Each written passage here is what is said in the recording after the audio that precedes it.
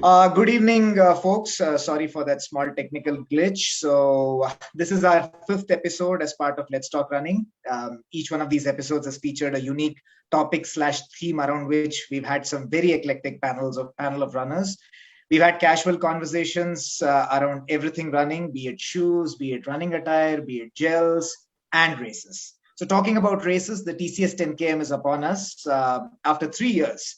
Bengaluru will be hosting the 13th edition of the 10 km and the 10th edition of the TCS 10 km.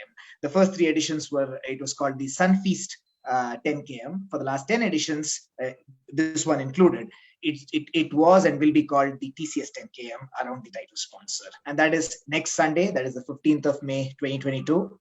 And yet again, we have a very interesting panel around this theme of racing and pacing a 10 km, if you will. So let's talk running. We have Shruti, Narayanan, my bad, and Shanti. I'll give a brief introduction to the panelists as we start posing questions to each one of them. So let's start with Shruti. She holds an MBA degree from NMIMS Mumbai and then found her calling in fitness. She's a registered yoga trainer, RYT 500 and RPYT. She's done an MSc in yoga therapy from the SVSA University, a precision nutrition level 1 certification, and she has 15K Instagram followers and counting. Right, wow. Suji? Right, Suji? Hopefully, yes.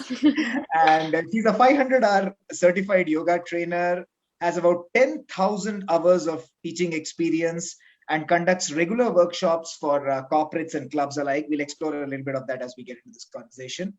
And last but not the least, she's been running for about 12 years now, and she's run many prestigious races.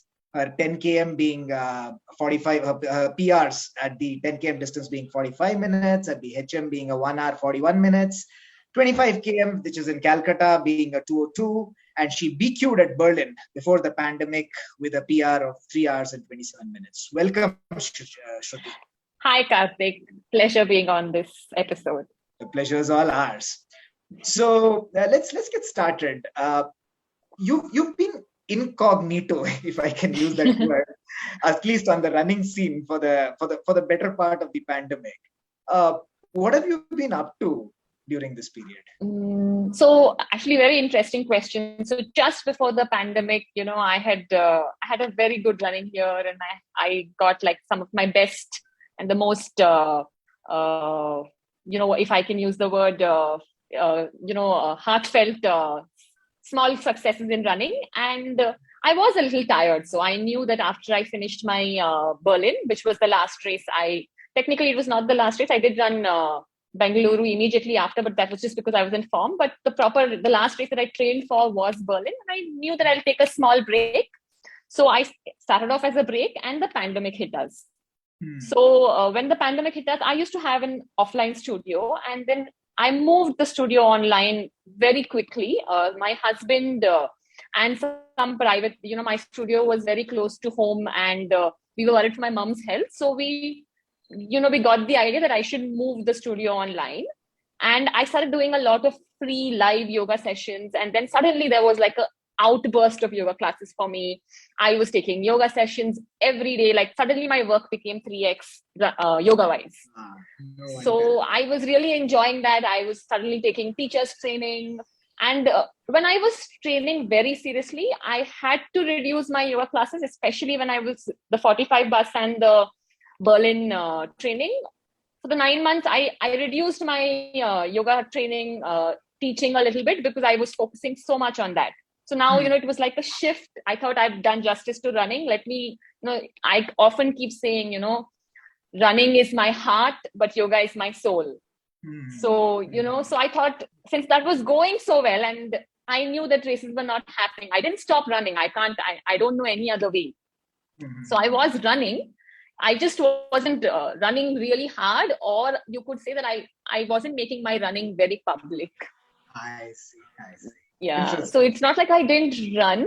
I was running, I was doing happy races. When you're training so seriously, happy runs are taken away from you, where you get to, run with your husband, run with your friends, talk, enjoy. So I was doing that. So that's what I was doing in the in the 2 years. I mean, I didn't think it would go on for this long. I tried virtual running. I honestly didn't enjoy it as much. And yoga was keeping me quite full. Cool. Right. Yeah, Yeah. makes sense. Interesting. Very Yeah. interesting. So nice to see you back. Racing missed you, so good to see you back in the I race. missed racing. I kept telling coach that, I need a real event and virtual will not do. So when I found out that, TCS is happening, I was like, no better way to start. Lovely, lovely, lovely. Which brings us to the next guest, Narayanan. He's done his exec MBA from the Indian School of Business, works with the HCL Technologies. A former badminton and cricket player who turned towards running when his friends started deserting him, if I can use that word. Part of the initial, there's some history here as well. Part of the initial group of runners from Chennai. These guys started back in 2007, and that group is now the Chennai Runners Group, who organizes the Skechers Performance Chennai Marathon. He's run about, hold your breath, 32 marathons, and he claims that the lessons, injuries included, have enabled him to eventually get onto a BQ. He achieved his BQ with a PR of 3 hours, 28 minutes, and 33 seconds at the Jaipur Marathon recently as in March 2022. I had the privilege of being there with him when he did this. And he's always said that he loves the longer version of running, and that has kind of kept him away from 10 kms. So welcome, Narayanan. Thank you very much, Karthik. Thanks for the introduction. And it was my pleasure talking to you and spending those moments at Jaipur before the BQ. I remember the walk back from the finish to the hotel talking about the race. Yeah. And so let me ask you this. Narayanan, of course, is from Chennai. He lives in Chennai. He lives and trains in Chennai. Let me ask you this. Given your penchant for running long distances, why TCS 10K? Yeah, I think that's a good question. I've never run the TCS 10K for two reasons. One is you go to Bangalore to run a 10K, and secondly, I've always been interested in the longer version of the race. But coming out from the Jaipur marathon, I think I went into a strength training program, and the next one being Berlin. Obviously, most of us would be doing that. It's an important race before Boston. So going ahead of the Berlin race, Coach and I discussed, and we thought that we should have the event experience, given that we're coming out of the pandemic and the events have been far and few between. I think the event experience, being at the start line, that's a great experience. So I thought I should do a 10 and then a 21 before I get to Berlin, which will very nicely weave into the program. That will give me some time to assess my strengths and weaknesses as well. Because I've heard much about the Bangalore course, even though I've never run in the city. I've never run this course. So the only opportunity I probably will have is when I get there next weekend. Right. In fact, one thing we can assure you is that Bangalore will not disappoint you on the weather count, if not anything else.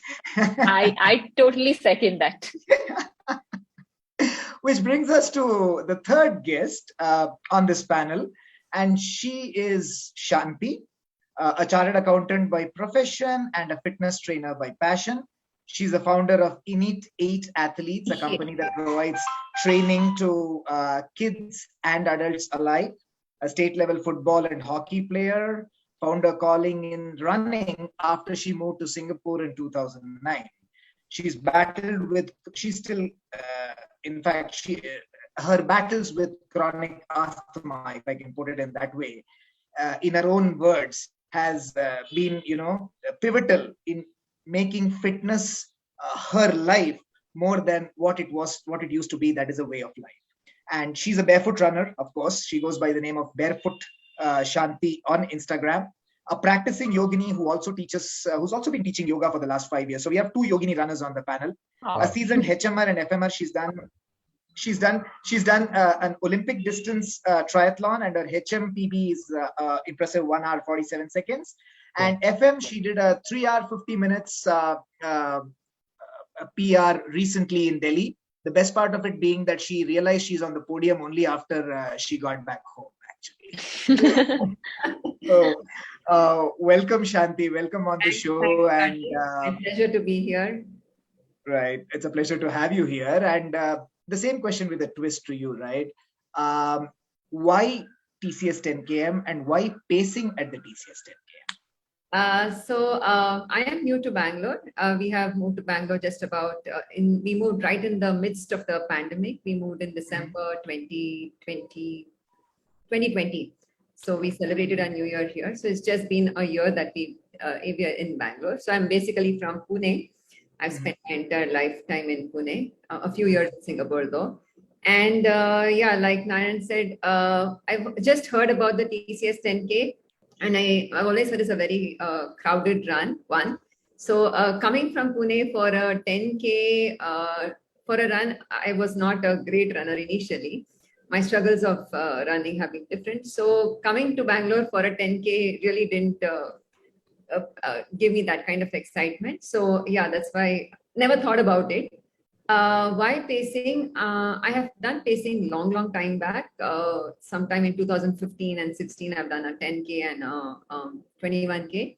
And then my pacing was 65 minutes and 2 hours and 15 minutes for a half and a 10K respectively. Since I was asked if I could be a pacer for this, I think it came in both, that running the TCS for the first time itself is great. And then being a pacer for such an elite event, I think there was no way I could say no for it. Right. And Shanti will be pacing the 50-minute bus at the TCS 10K. That's right. So welcome all of you, and let's just jump into the question. Let's just jump into the questions. So let's start with you, Shruti, and I think I'll come to each one of you. How different is training for a 10 km? We can probably break it down into. Let's first talk about the run part of the run component of the training. How different has it been for you in terms of training for a 10 km? Actually, personally, I find the 10K training the hardest. One thing, it's just a short distance. You're so used to it. But, it's lung burning. And, I enjoy it because it gets over quickly.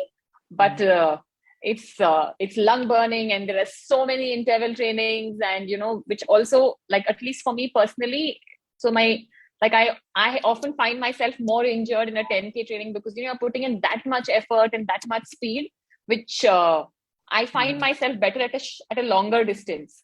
Shorter distance, it's a little bit more harder for me. Also, I spend majority of my time only in the stadium when I'm doing my 10K training. So, interesting.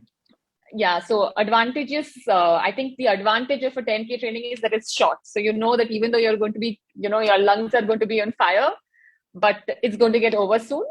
Effort-wise, I find it a lot more harder. Yeah. I find it a lot more harder for sure. Narayan, how about you? How has your experience been in terms of training? I think training, having started in April, it's always tough in Chennai. It's really hot and humid. We have humidity going up to 90%. Of course, one would like to take one's mind away from the weather and start focusing on the run. But however much you try, you often train at a very fast pace for 10K.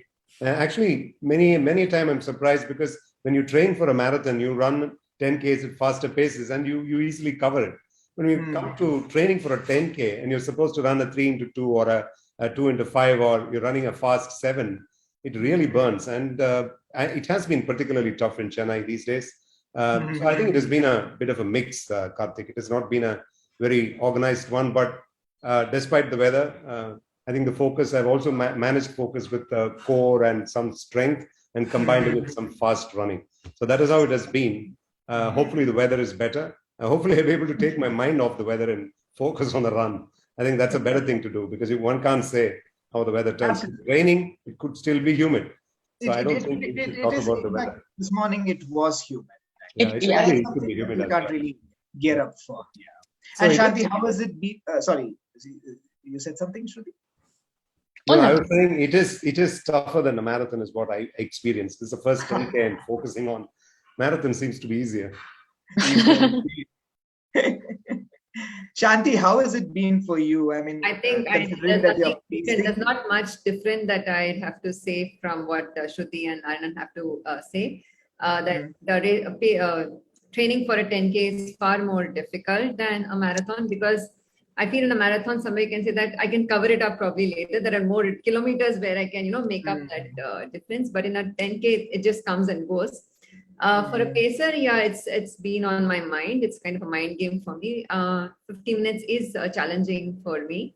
But I'm trying to put in my best there. Okay. And a quick question to all three of you, in fact. Do you guys train individually or do you train in a group? And has your choice really helped you in terms of your training? We can go with each one of you quick. Yeah. Yeah, I train in a group. I have a coach who tells me you have to do this. I blindly follow it, but I think my group actually takes me. For me, it's without them, I don't think I would achieve half the paces that I have been able to achieve. And interestingly, for me, I've always run with I run with a lot of boys, and these boys are way faster. So I'm always behind, and I feel like a total loser when I'm training, and I'm like trying to catch up with them. So I feel like it's good for me also. It keeps me humble and grounded, and then on the race day, some magic seems to happen. Okay, and who is your coach, and which is this group that you train with, Shruti? So I'm part of Janaka Jaguars, and my coach is Pramod Deshpande, and I think all my running successes goes all to him, because I never believed that I could do anything, and he's always dreamt it for me. Ye to karna hi hai, ye ho jayega, this you can do, and then it's happened. Lovely to hear that. Yeah. Narayan, how about you? So I usually run with the Chennai Runners Peter Rappers group. That has always been the case from 2007.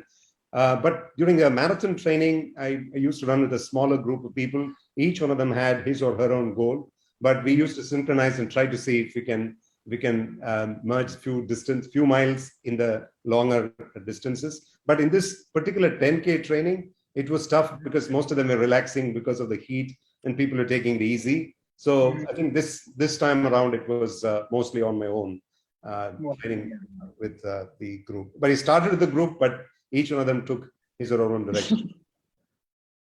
Okay. And you also mentioned about a coach. So would you also want to talk about your coach? Basically, who do you train with? Yeah, I train with Ash. I've been training with Ash for the last 2 years. I think it's made a huge difference because I've trained with a couple of coaches in the past. Rahul, India's first Ironman fastest, and he just qualified for Kona. Then I trained with Coach K in Bangalore. Then over the last 2 years, I've trained with Ash. I think the difference has been two things. One is adapt to any change that might happen in the course of training, and two is follow the process. I think these are the two things that really are the highlights of the entire program, and I think that's what I believe in. So you just stick to the process and do your best. Very interesting. Very interesting. How about you, Shanti? Karthik has seen me run a lot in Agaras. I am a V hours of the morning, run the V hours of the morning, and pretty much a solo runner.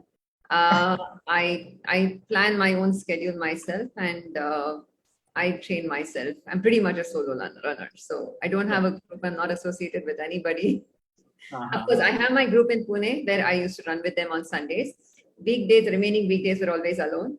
Here, I've not been able to really join any group or attach myself with anybody in specific, though I am associated with groups around, but I am pretty much a solo runner. Pretty much a solo runner. Okay. Let's shift focus to strength training. So, Shruti, you, as I mentioned in the introduction, you worked with a lot of corporates and clubs alike. For example, you worked with the New York Roadrunners, which I found really impressive. What kind of there are two aspects to this question. What does strength training mean to you, A, in your own practice as a runner? And how do you design a strength training program for a runner? If you could briefly touch upon that, basically. Sure. So strength training for me, I learned early on when I started racing. I actually started racing only 5 years ago. I was running before that, but not racing. And, injuries started cropping up. And then, my coach taught me very early on that strength training is as important as running. You can't just keep running, because running is actually a repetitive action, right? You're using the same group of muscles again and again and again. So, if you compare like your body to a normal person's body who's not running as much, those muscles are not working as much. True. So for us as runners, especially if you're running very seriously, which means you're putting in that much more effort and strain, so those muscles need to be in solid form.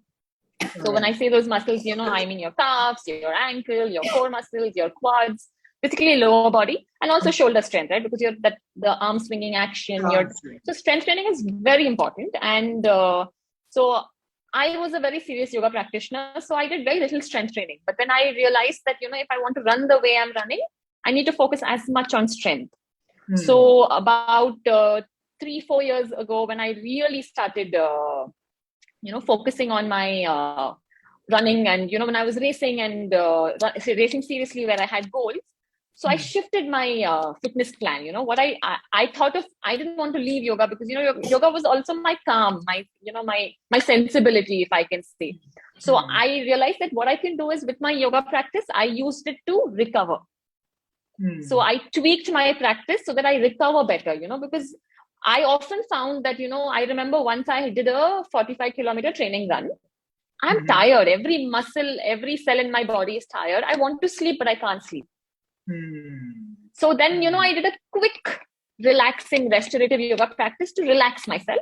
And then, once my nervous system was calmer, I slept. But on most days when I was really doing, a heavy yoga practice, I moved that to a strength practice. So even if I did yoga practice, which was strength based, focusing, which was strength based. I stopped focusing, like, as a yoga practitioner, your splits and, taking your leg behind your head, these are all very dear to you. But as a runner, you can't really do that, right? Because you want your hips to be stable. So then, I knew it's a trade-off.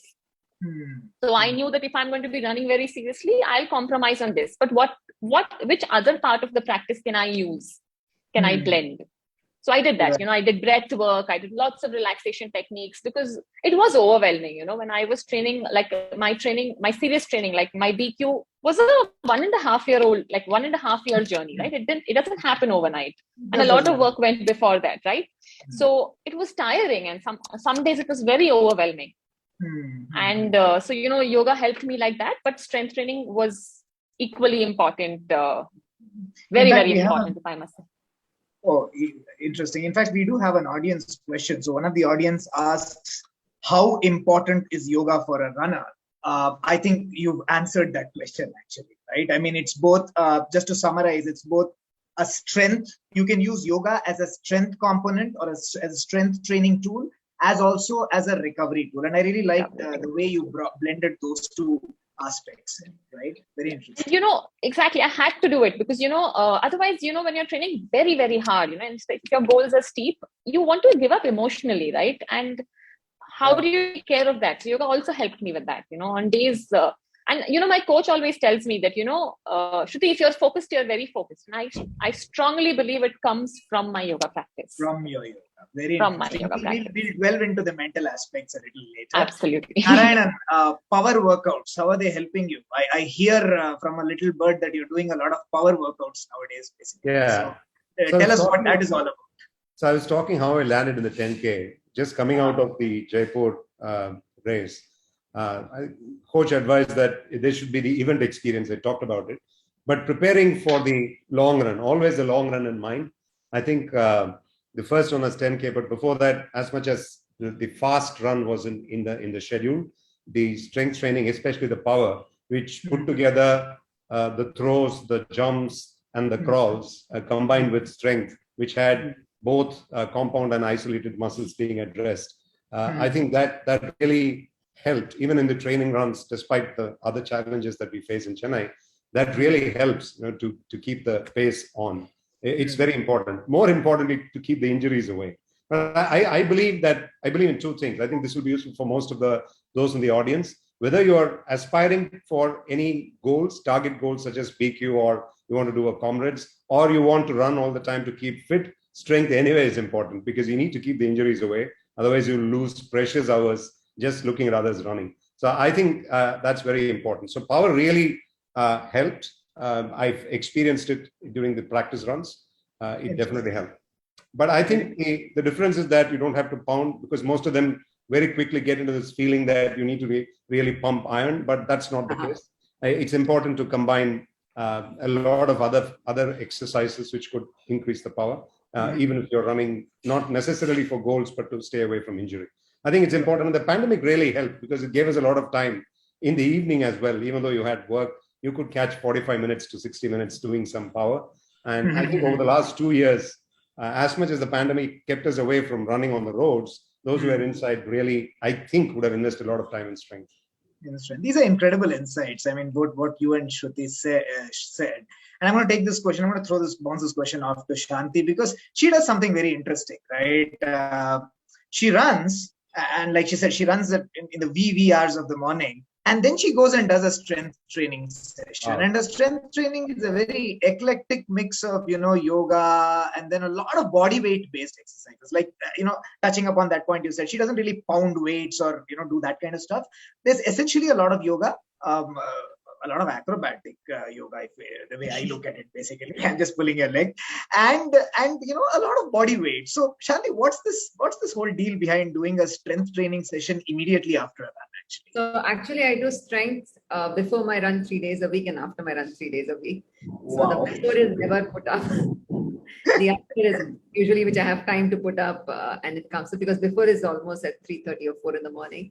Wow. So get to. Do you even sleep? That's Even 8:30. I sleep obvious. really So the joke goes this way, right? I'm just briefly going to interrupt here.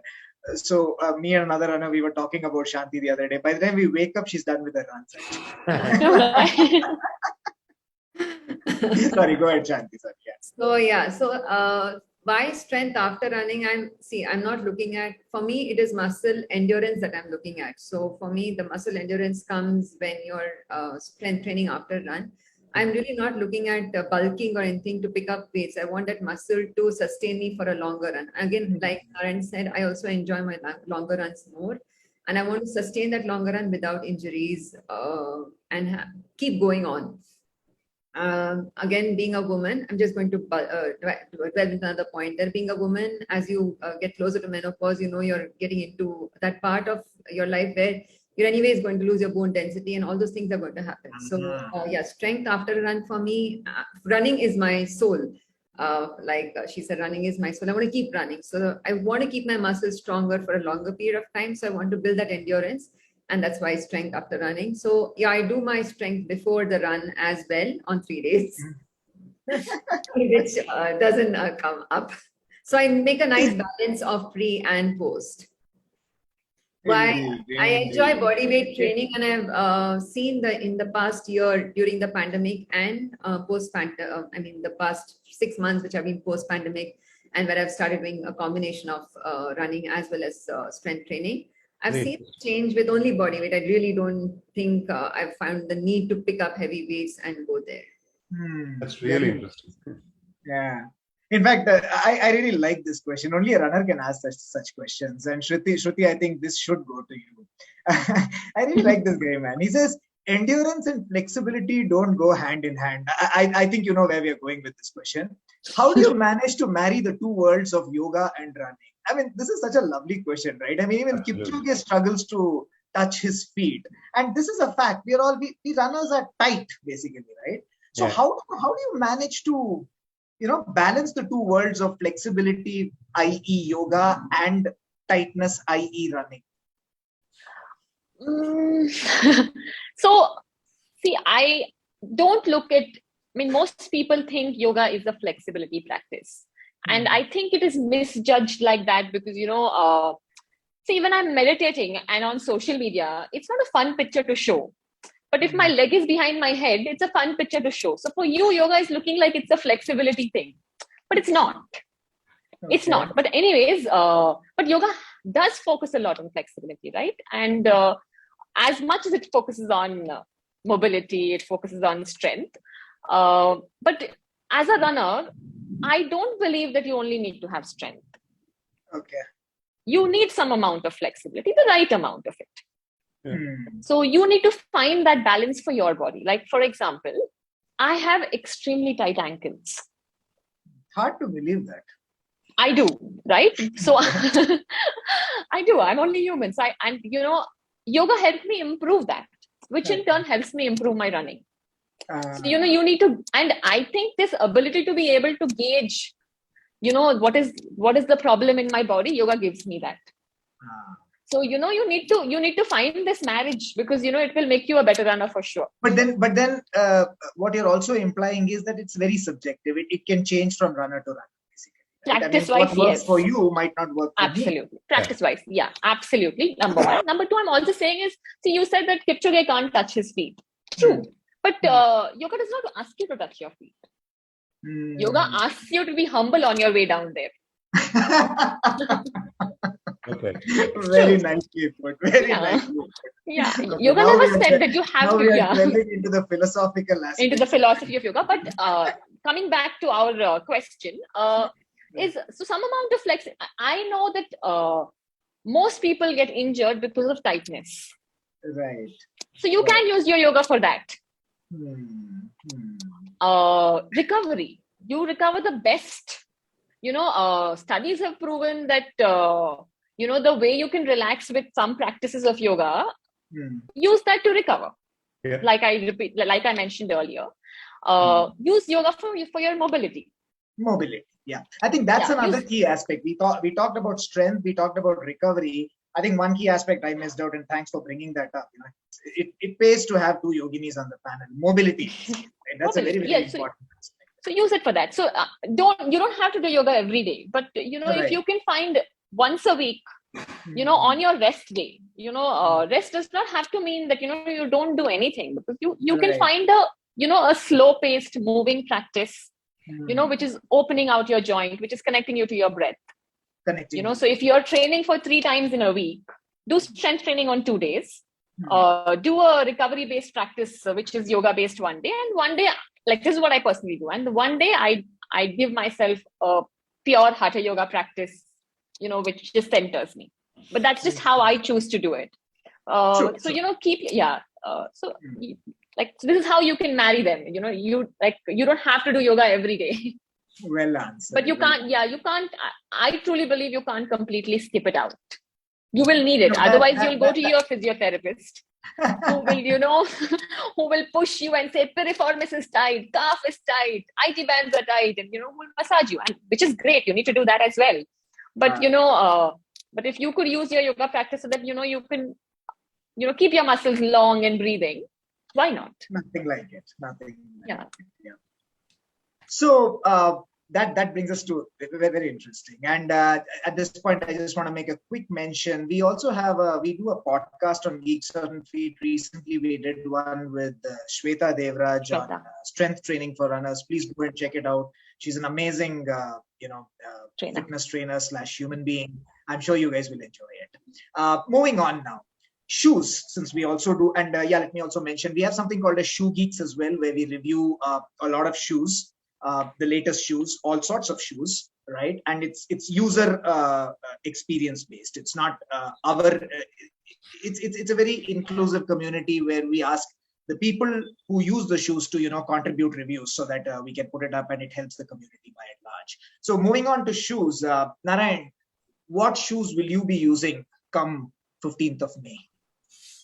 Yeah, I think it's universal wisdom that you don't change shoes for events.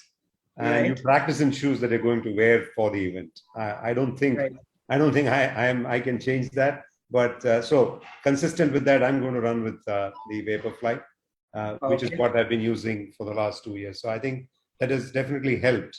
I'm not sure how much, in what manner, but it has definitely helped. It's definitely faster. It protects, definitely gives a sense of protection. And for 10K, it's going to be really fast all through. So without doubt, it's going to be the shoe in which I practice. I think that's more important rather than what shoes you're going to wear, because I don't think you can change it from what you're wearing during practice. Okay, well, that makes a lot of sense actually. I'm going to pivot to Shanti before I come back to Shruti on this question. Yeah. So Shanti, I know it's not the best of questions to ask. I mean, I can't even ask you which shoe basically, but I've got another interesting question for you. So when you line up right at the start of a race, and nowadays you look around, you see a Vaporfly, like what Narayan mentioned, right? You see Narayan right next door having a Vaporfly. You see somebody else wearing an Alpha Fly, somebody else wearing an Endorphin Pro, somebody else wearing a Hyperion Elite, whatever it is. I mean, don't you get, I'm coming to the Socrates mode, right? I mean, it reminds me of Socrates going into a shoe shop and saying, I'm not getting tempted, so, I'm detached. So have you attained that level of nirvana, or do you still get tempted to make that transition to sin, if I may say, and start adapting the song? I have been running bare feet for 7 years now. Okay. Okay, it's not that I don't get tempted. So somewhere in the middle, there was 1 year where there are a few accidents that do happen while you're running bare feet. So one of the accidents was I had a soda bottle glass in my under my feet. So for almost 4 months, I couldn't run at all. And even when I had to start running, I had to start running with shoes. So I couldn't go bare feet for a long time. So yes, I did buy the Vaporfly. I do have it in my attic. Oh my God, that's a revelation. Okay, I didn't know that part of it. I do have it. But in fact, there are days when, so if I run a hard run bare feet the earlier days, so bare feet, definitely when you're running faster, the pounding is more, you feel the pounding a little more on your feet. So there are days when I do think that, okay, the next day I do want to run with shoes. So I do very earnestly take my shoes and go with me in the car. So you'll find my shoes in the car a lot of days. I do wear them from home, but the moment I start running, I realize my form is bad. I can't run. I'm not able to breathe. I'm not able to get that rhythm. And then I put it back in the car and I head off bare feet. Yeah, none of who is wearing what or it stopped bothering me. So I think I've actually crossed that stage now. Okay. So we all are closet Vaporfly runners and lovers. I mean, this proves that actually. Shruti, what about you? What is your choice of shoes come Sunday? Shoe. Come next Sunday, not this Sunday. Sorry. So I'll be very honest. When it comes to technical things about shoes, I actually understand very little of it, and I honestly don't even put my mind to it. My husband, of course, forces me and does a little bit of work for me in this space. So I follow the same principle that Narayan mentioned. Whatever shoe you're training in, finish the race in that shoe. And when I wear my shoe, there are a few things I keep in mind. Does my ankle hurt? Because I tend to have ankle issues. Right. One of the shoe that I trained in, although I ended up finishing the race in it, made me lose both my toenails. So make sure that doesn't happen. Because, like for a girl to have no nails on her toe is just particularly ugly. Right. So that was a little bothersome. Blisters, is it heating up? Am I getting enough support? These are the only things I keep in mind. So honestly, I haven't bought a shoe in some time. I have been lucky enough, brands give me shoes for association with them. So once a shoe's life is over, I pick up the next shoe. I see, acha, theek hai, this fits well. I'm able to run in it. And then I finish my race in it. So currently I'm using an Under Armour shoe. Oh, okay. I know, right? 15K followers, right? I mean, that's the advantage of having 15K followers. Yeah. So well. yeah, that's how I actually. Which model of the Under Armour shoe do you use right now? I mean, which one? To be honest, I don't even remember the name. We'll check with your husband on that. Yeah, so that department is, in fact, I remember the TCS that happened in 2018 was the only shoe that I spent money on, and it upset me because I was like, it's so expensive. Why do we have to buy it?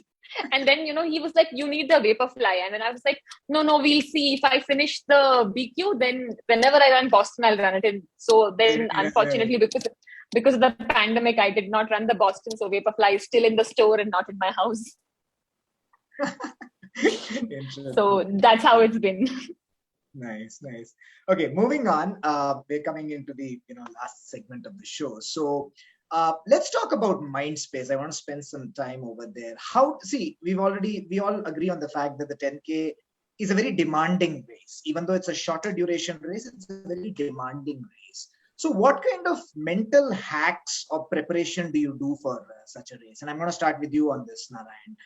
You did mention the weather. In fact, one of the audience specifically had a question for you on that count as well. We'll first take the question and then we'll, you can answer on how you mentally prepare yourself for this distance.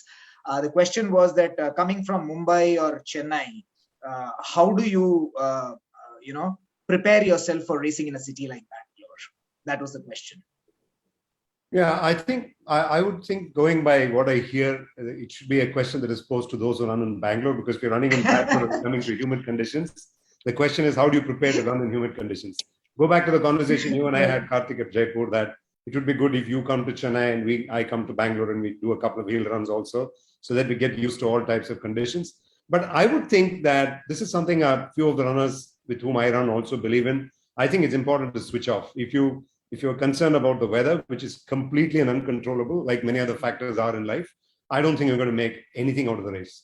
It's going to really pull you down. It will impact, it will influence the outcome, but it can't impact your running. I think that's the difference. You can probably make it slower, faster, but if you say that I can't run, then there is a completely different perspective. So I would think that first of all, the mind space should exclude the weather. So you're running in your own laboratory. You need to exclude it. That's absolutely important. And you end up in good weather, that's fantastic. But you don't go expecting good weather all the time, because it's something that nobody can control, isn't it? Right. True. And any mental hacks that you've really worked on during this period while training for the 10 km? Yeah, I think it goes back in time. And one of the reasons I've taken a lot of time to come to this is these mental issues, the issues around managing the demons that keep coming when you go on a marathon, especially when you hit the 25, 27. So I think over the years, working with coaches, talking a lot, and also a lot of people with whom you run, with whom you share, and they share their experiences, it has really helped. I think one of the issues is that you just need to, it's easier said, but you just need to take the event out of your mind, take it a day at a time, approaching the event, and take it an hour at a time, approaching the start line. I think that's very important. One of the conversations I had with my coach before the Jaipur Marathon really helped, because I think that's the advantage, Karthik, between a long one and the short one, because in the short one, you don't have any respite. You just need to pound, you just need to go all out. Whereas in the long, you may have moments where you might be feeling going down, but you can just pick up, hang in there, pick up, and then just go faster. But I think the importance of the short run for the long run is something that attracted me here, because even in a marathon, you need to run fast and long. That's the level. That's probably where you are. If you are there, then the 10K preparation definitely helps. But the difference is that here you're constantly pounding all the 40 minutes or 45 minutes that you're targeting to finish. Whereas there, you still have to pound, but the bigger challenge is you have to do that towards the end of the 40. So from 30 to 40, you have to do what you're doing in the 10K. So I think in any case, the long run is better in my view. But I think running this and keeping the demons out is as challenging in a 10K as it is in a long race, because of the character of the race. Interesting. Very, very nicely put. Shanti, you have, and in fact, I forgot to mention this, Shruti also has paced in a previous edition of the TCS 10K, and she took a pretty tough bus, the 45-minute bus. Kudos to her for pulling that off, actually.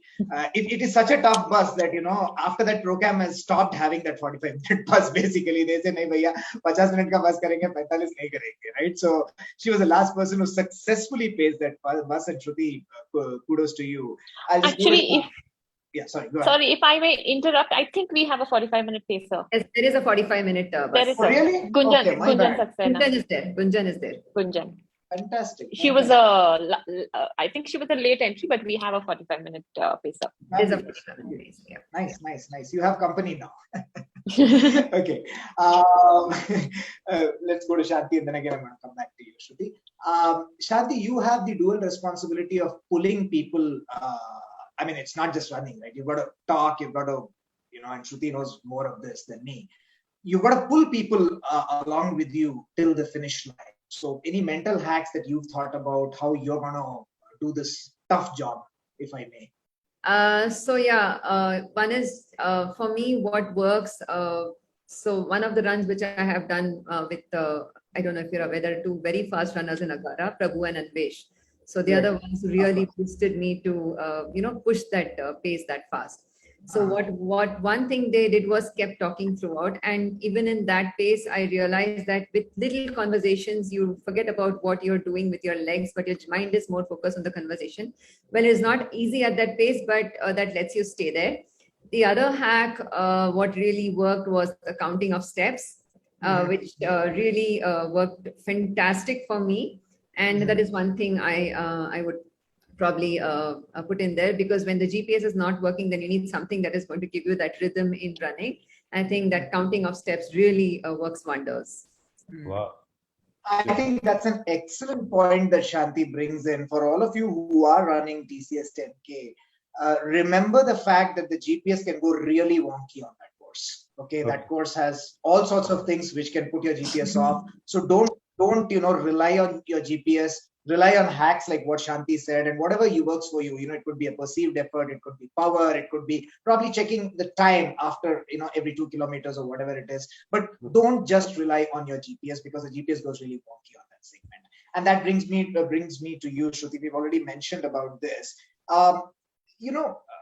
Being a yoga practitioner, and you practice different forms of yoga, and I also saw the mention of yin yoga, right? And it's now there's a school of thought that says that yin yoga is pretty good for runners, simply because you hold poses for longer, and that kind of when you suffer in a race, it kind of helps you simulate that in whatever way.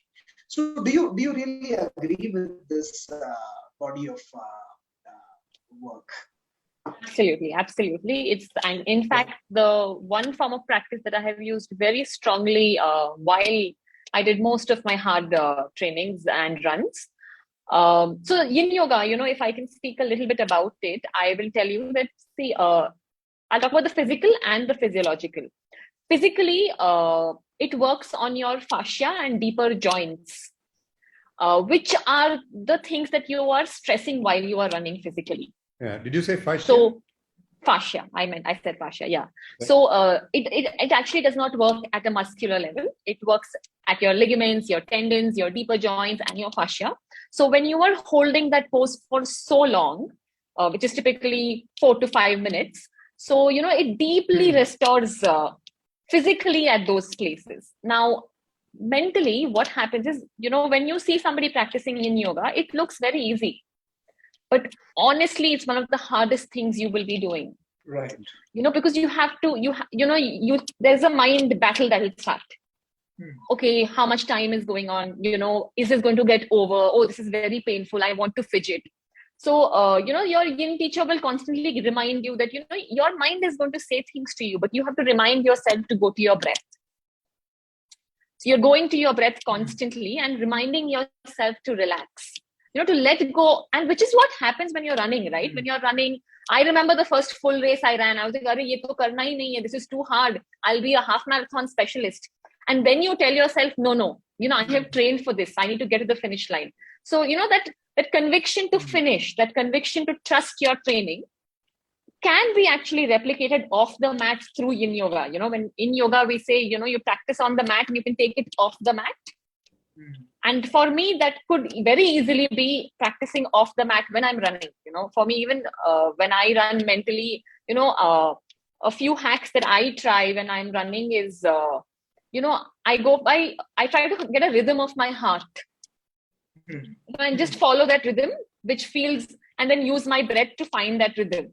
So all of this training can happen in your yin practice, because, even though it looks like it's a restful practice, your heart rate will go up. Because, the body is not used to that, this, say, for example, if you're doing a pigeon pose, which is a part of a yin yoga pose. So, your glutes, your hamstrings are not going to like it. So they'll fight back, and your mind will say, stop, stop, stop. But you have to remind yourself that it's okay. It's all right. You can get through this. That's and, so much this conversation, right?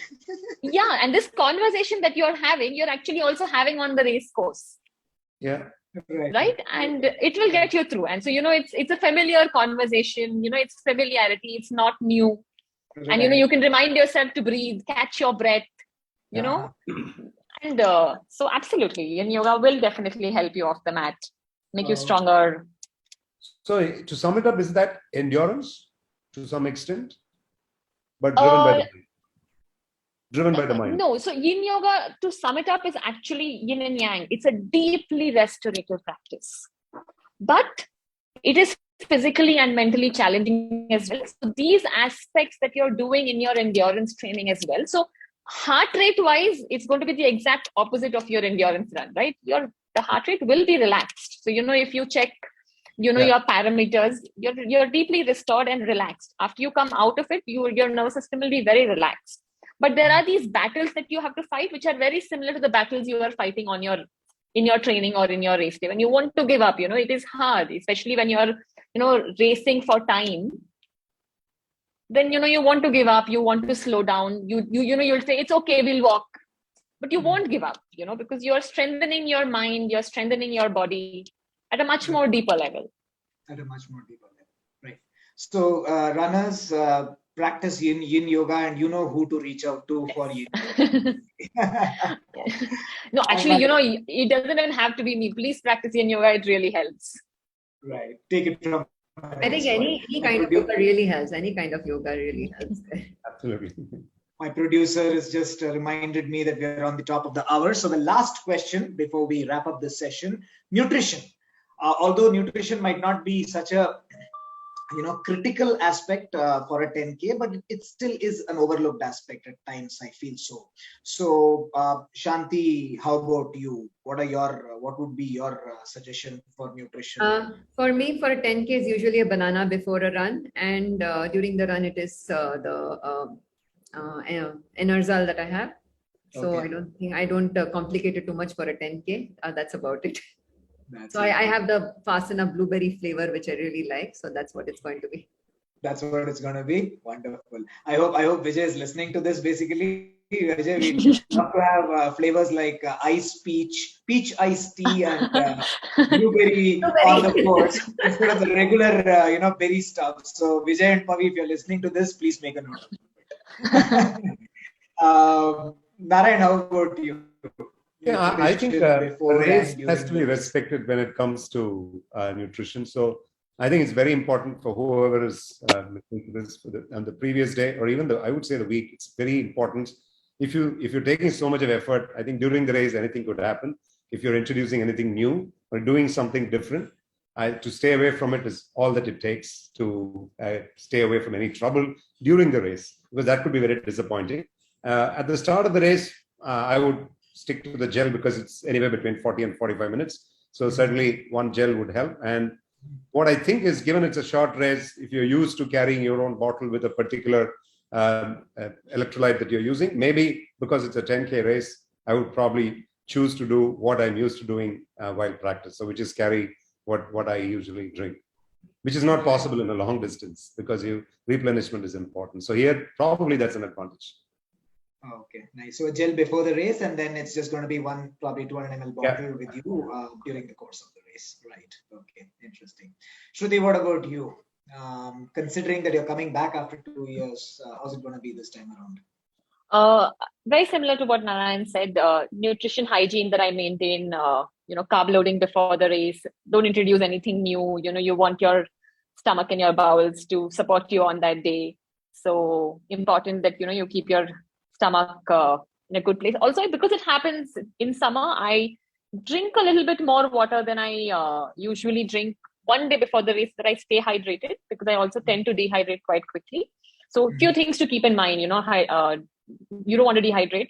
One interesting thing that actually I learned from my own mistake is before the race day, before the race, I also eat a banana. But this one particular race day, I reached there really early. And I got hungry and I ate the banana, and then I did not have access to one more banana. And, I remember in the race, I was very hungry. So, if you're going to end up reaching early, make sure it's important. You need to eat a little before the race, because even though the duration is short, effort is more. And if it's going to be a humid day, you're going to be losing more energy than normal. I try to avoid water in a 10K race if I'm choosing to finish it quickly. So I also hydrate well before the race, and I simply try to avoid water while I'm in between the races, because we are pounding so much, water tends to go in all different places where I don't want it to go. So but if I need it, and if it's a humid day, I do take it. I do take water in between the race, but I don't take gels or anything in between the race. Everything happens before the race because the duration is quite short. Interesting. So with that, we call it a wrap. Thank you so much, Shruti, Narayan, and Shanti, for Thank you. giving us your Thank valuable you. time on Thank you. Saturday evening. Thank you All the for very best the to. opportunity. Thank you. It's been a fantastic session. Thank you. Thank you so much. And all the very best to all of you who are participating in the TCS 10K, which is on the 15th of May. It's good to see that races are slowly coming back. Let's hope that it stays this way and we get to do more races. Fingers crossed, indeed. Thank you so Fingers much. crossed. Yeah. And, Thank you. Pleasure. take it away. Really nice talking Pleasure. to everyone. Thank you.